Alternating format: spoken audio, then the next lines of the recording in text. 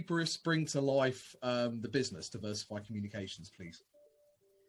Okay, so Diversified is an international company. We're family owned, based in Portland, Maine, and we have offices in Australia. We have a team in Hong Kong, office in the UK, an office in Canada and Boston. So Canada and Boston, so that group covers Pri-Med, which is medical education. The seafood trade show, seafood being our biggest events that take place in Boston and Hong Kong, and also in Barcelona.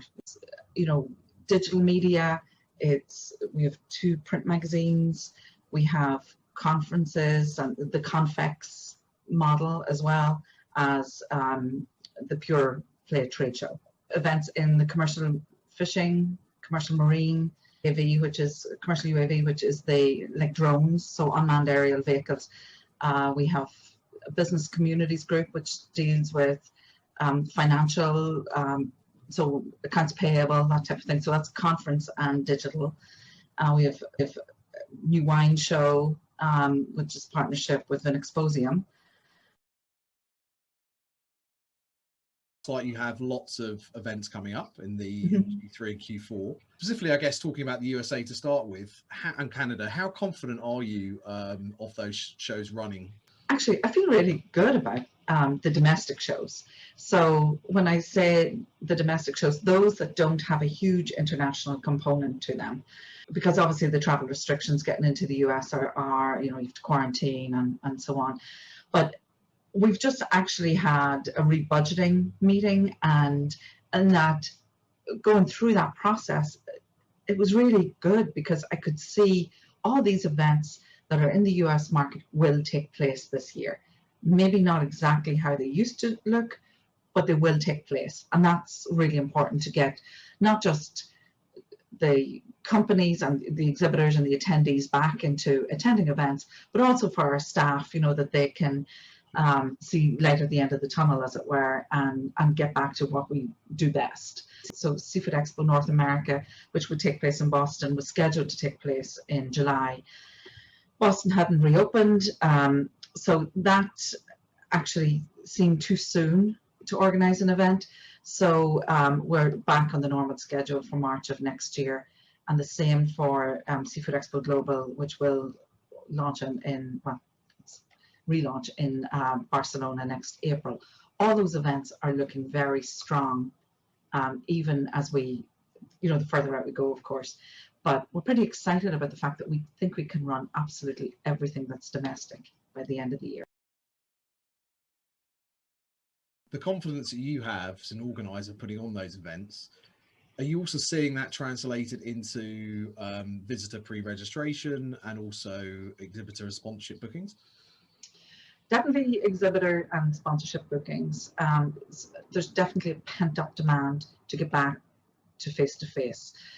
There's a drive to get businesses back on track and to get things reopened where they have been closed. With regard to attendees, I think it's going to be a few sleepless nights coming up to the events, because I think people like myself, I'm waiting to the last minute to book a flight. I'm waiting to the last minute to make any plans unless I am fully confident that I'm going to attend that event. So I think it's going to be a bumpy ride leading up to them, and we probably will have fewer attendees, but I suspect that the quality of the attendee will be much higher. And can you tell us about the events that are coming up, whether there's going to be an element of virtual and you see the events as a hybrid experience? It depends on the industry. You know, like obviously you tasting wine and looking at seafood doesn't translate very well through Zoom, but some of our events, especially those with content, we will have a virtual component to most. And that's where it makes sense. That could be anything from the keynotes being live streamed to a full virtual event, because we do have, through this process, we found that we do have some events that translate well to having both a live event and a virtual event, totally separate editions, although we can live stream, or we can stream some of the content from the live event. But what we found is that there are industries where not everyone's going to travel all the time, or they can't really attend just by nature of what their role is. So that this allows us an opportunity to broaden our customer base. And there was one event, so Administrative Professionals Conference, which we ran last year, with 50% new attendees.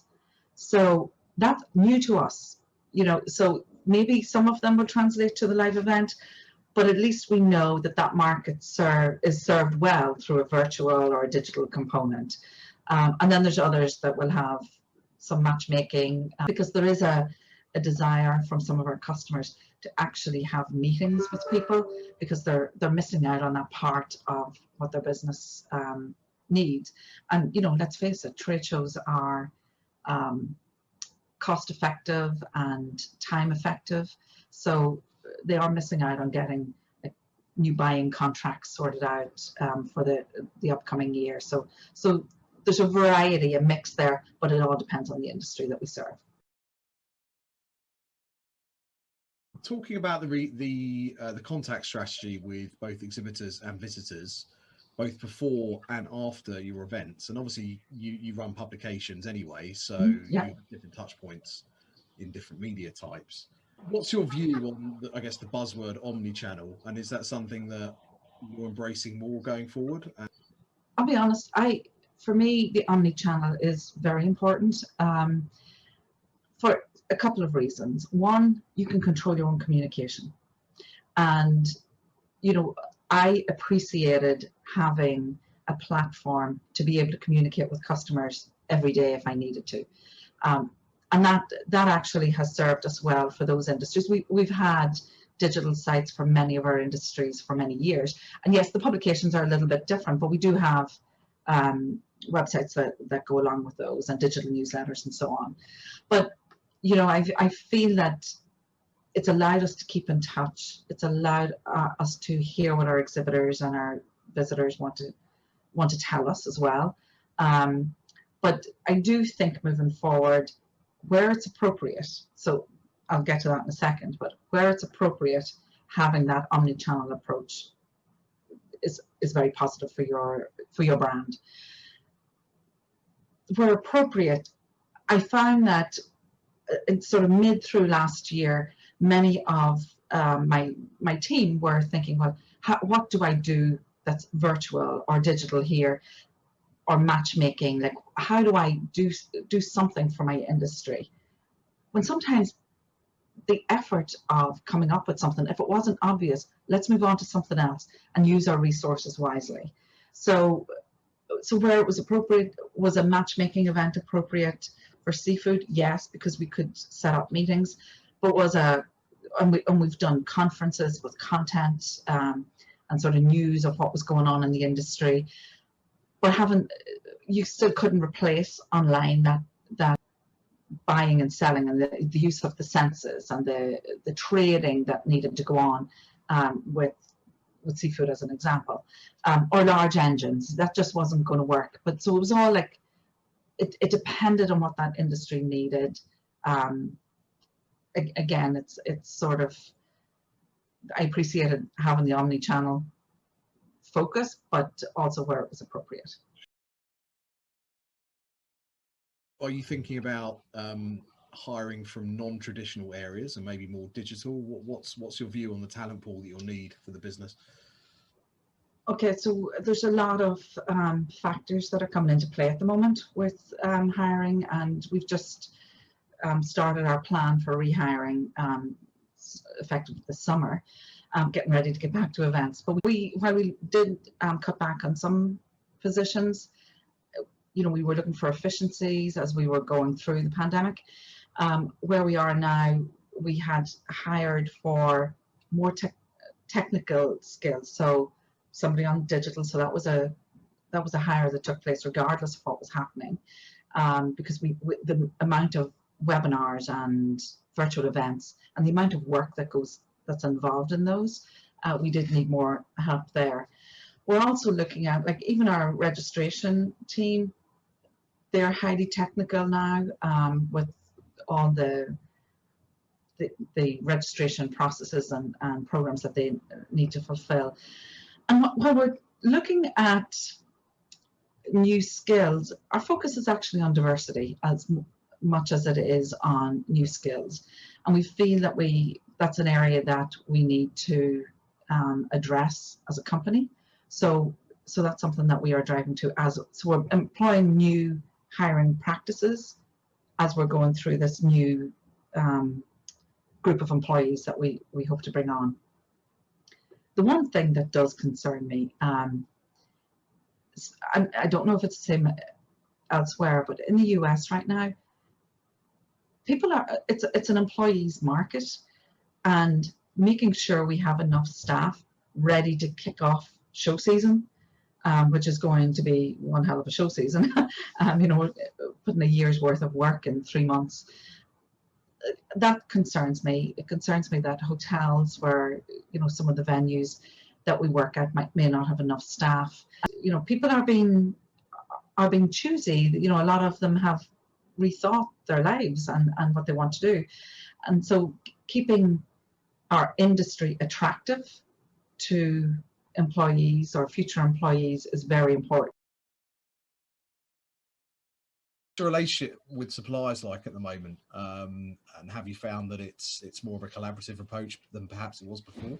It was a bumpy ride at the beginning, as we were trying to. So what we were trying to do was not have anybody incur costs.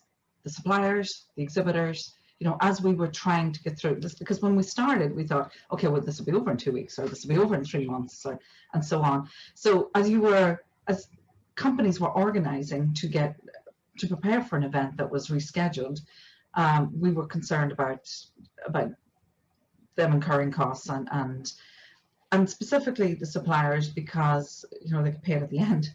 But the relationship now, I would say, it's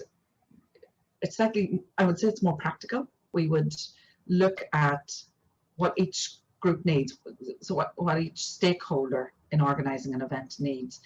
And also, I think they are doing everything they can to get employees back, because some of them, you know, they laid off thousands in some cases, you know. So I think that it's more practical, everyone's prepared, and I think everyone has to have a little bit of patience, because it's not just Diversified that's running shows. It's Emerald, it's Reed, it's Clarion, you know, everyone's running events in that second half of the year. How vital do you think industry associations have become during the pandemic, and will continue to be so going forward? I'm a little bit biased.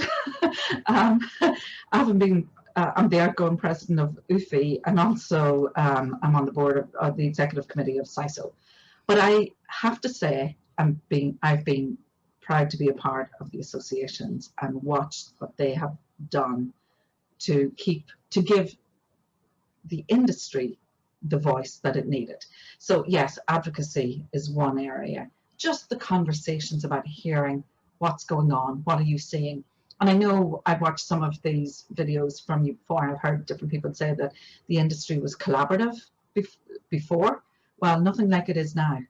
I would say that everyone was sharing like what they are going through, what they are seeing, what they're hopeful for. Various groups and meetings that are taking place offline that are just discussions about, you know, how do we get through this together. So very supportive.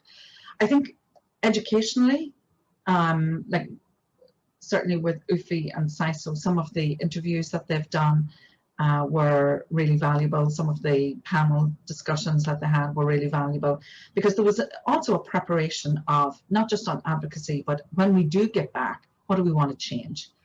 What do we think our industry could benefit from? And I feel like that was a very good use of time. That, you know, we aren't running shows. I know everyone was busier than they've ever been, going nowhere. Programming was valuable to employees and to companies as we went through this, and the conversations have been great. I think we're really lucky to be in such a collaborative type of industry. Talk to me a bit about, from a Diversified perspective, how you became involved in CISO, and I guess why it's so important to be a member of CISO and the likes of UFI and other associations. So I've been attending CISO for 20 years. The leadership conference is what I actually, maybe even longer, aging myself here, but it's very valuable to hear. If you want a career, a good long career in the trade show industry, you have to get involved. You have to make that effort to attend the sessions and hear what's going on, hear what's new, because there's an energy behind CISO that, and specifically the leadership conference, where you are learning the practical tools that you can take back to your office the next day and employ the next day.